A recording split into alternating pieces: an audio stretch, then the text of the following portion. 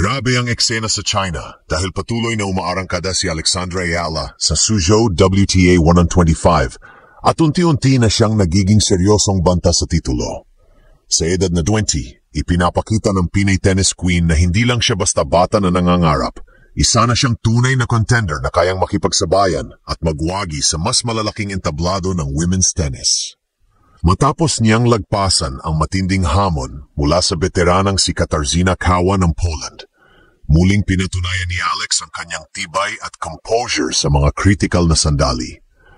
Sa bawat palo ng kanyang forehand, sa bawat matinding rally, at sa bawat sigaw ng kanyang laban, ramdam na ramdam ang apoy at determinasyon na dala niya. Ang kanyang panalo ay hindi lang basta entry papunta sa next round. Ito ay pahayag na handa siyang kunin ang titulo sa Suzhou. Bukod sa kanyang laro, bit-bit din ni Alex ang momentum at kumpiyansang bunga ng mga nakaraang laban. Kung ipagpapatuloy niya ang ganitong performance, malaki ang posibilidad na tuluyang makoronahan siyang kampeon sa China. At kung mangyayari iyon, hindi lang siya mag-uuwi ng trophy kundi magbubukas din ng mas maraming oportunidad sa mas malalaking torneo ng WTA, kasama ang mas mataas na ranking at mas solidong reputasyon sa Pro Tour. Isang bagay ang malinaw, bawat laban ni Alex ay nagiging inspirasyon para sa mga Pilipino. Siya ang mukha ng bagong henerasyon ng Philippine tennis. Isang reyna na handang itala ang sariling pangalan sa kasaysayan ng esport. Kung magtutuloy-tuloy ang kanyang momentum, maaring sa China na magsimula ang pinakamatinding yugto ng kanyang karera. Sa mundo ng tennis, madalas marinig ang mga pangalan ng mga European powerhouse, ang mga Amerikanong champion, at ang mga Asianong bigatin mula sa China at Japan. Pero ngayon, unti-unting pumapasok sa usapan ng isang batang Filipina, si Alex Ayala. Ipinapakita niya sa Suzhou TA 15 na kaya niya makipagsabayan sa mas matatanda, mas eksperyensado at mas kilalang mga manlalaro. At sa bawat palo ng raketa niya, mas malinaw ang mensahe. Seryoso siyang contender at pwedeng maging kampeon sa China. Ang kanyang laban kontra sa Polish veteran na si Katarzyna Kawa ang isa sa pinakamalaking turning point ng torneo. Sa unang set, tila hindi makahinga si Kawa habang dinudomina siya ni Alex gamit ang matutulis na ground strokes at mabilis na footwork. Pero gaya ng inaasahan, hindi madaling kalabanin ng veterana. Nakabawi ito sa second set at pinwersa si Ayala na harapin ang pressure sa winner-take-all third set. Doon lumabas ang tunay na karakter ng isang champion. Sa score na dikit, 5-all, pinatunayan ni Alex ang kanyang composure na makuha ang crucial break at tapusin ang laban sa 7-5. Hindi lamang ito basta panalo. Ito ay simbolo ng maturity at resilience ng isang teenager na dala ang buong bansa sa kanyang likod. Maraming beses nang nakita sa sports ang mga batang bituin na nadala ng pressure, pero si Alex ay kakaiba. Lalo siyang lumalakas sa mga crucial na sandali. Yan ang dahilan kung bakit ang kanyang panalo sa Suzhou ay nakikitang simula ng mas malaking bagay. Ngayon, pasok na siya sa mas critical na yugto ng torneo at unti-unti nang nararamdaman ng mga kalaban ang kanyang presensya. Hindi lang siya simpleng underdog, isa siyang seryosong contender na pwedeng mag-uwi ng titulo mula China. At kung magtutuloy ang kanyang winning run, tiyak na mas lalakas ang sigaw ng buong Pilipinas. May Pinay na pwedeng maging reyna sa tennis world. Kung babalikan ang laban ni Alex Ayala kontra Katarzyna Kawa, makikita natin na hindi lang ito simpleng panalo. Isa itong blueprint kung paano siya posibleng magtagumpay laban sa mas mabibigat na kalaban sa Suzhou WTA 125.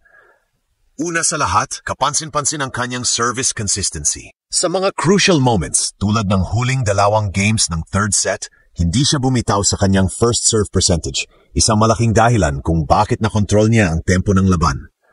Para sa isang 19 anyos, ang ganitong uri ng maturity sa serve execution ay bihira at nakakapangilabot para sa mga kalaban. Pangalawa, lumabas din ang versatility ni Alex. Kilala si Kawa bilang isang player na mahilig sa long rallies at gumagamit ng karanasan para pahirapan ang mas batang kalaban. Pero imbes na bumigay, nag-adjust si Alex sa kanyang shot selection. Gumamit siya ng mas maraming slice at angled shots para guluhin ang rhythm ng Polish veteran. Ito ang nagbigay sa kanya ng edge sa third set, kung saan ang bawat punto ay naging chess match. Ang kakayahang mag-adjust sa kalagitnaan ng laban ay tanda ng isang seryosong contender, hindi lang basta bata na sumasabak sa tour. Hindi rin matatawaran ang mental toughness na ipinakita ni Alex. Maraming pagkakataon na pwedeng bumigay ang momentum, lalo na nang mawala sa kanya ang second set. Ngunit sa halip na masiraan ang loob, pinanatili niya ang kanyang focus. Ito ang klase ng mindset na nagiging trademark ng mga future champions. Ang pagiging composed sa ilalim ng pressure ay isang napakahalagang sandata sa tennis at ngayon pa lang, dala na ito ng Pinay sensation. Ngayon, napasok na siya sa round of 16, mas lalong haharap siya sa mas matitinding pagsubok. Posibleng makasagupa niya ang mga seeded players na may mas mataas na ranking at mas solidong karanasan sa mga ganitong torneo. Ngunit kung pagbabasehan ang kanyang performance laban kay Kawa, malinaw na kaya niyang sumabay. Ang tanong na lang, gaano kalayo ang mararating niya sa Suzhou? Kung ipagpatuloy ni Alex ang kanyang composure, tactical adjustments at killer instinct, hindi malabong makakita tayo ng isang Pinay champion sa China.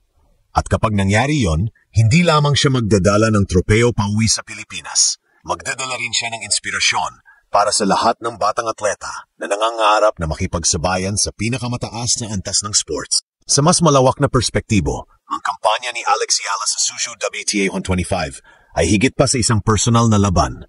Ito ay isang simbolo ng pag-angat ng Philippine tennis sa international stage. Sa bawat palo ng raketa niya nakikita ng mundo na may Pinay na hindi lang basta lumalahok, kundi seryosong lumalaban para sa titulo. Ang kanyang panalo kontra Katarzyna Kawa ay isang malinaw na mensahe.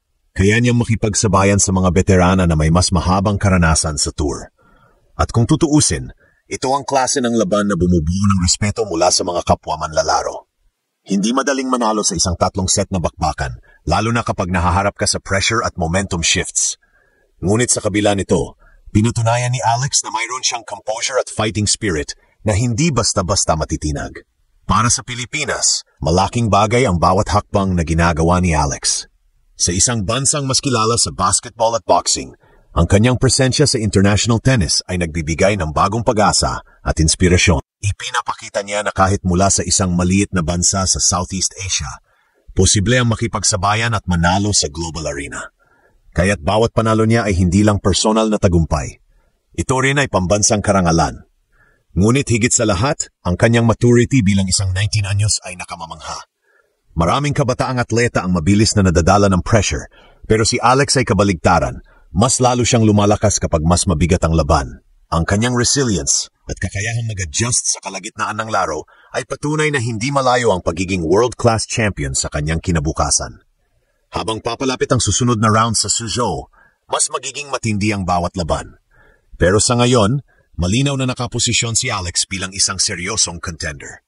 Kung magtutuloy-tuloy ang kanyang momentum, hindi lang siya papasok sa finals.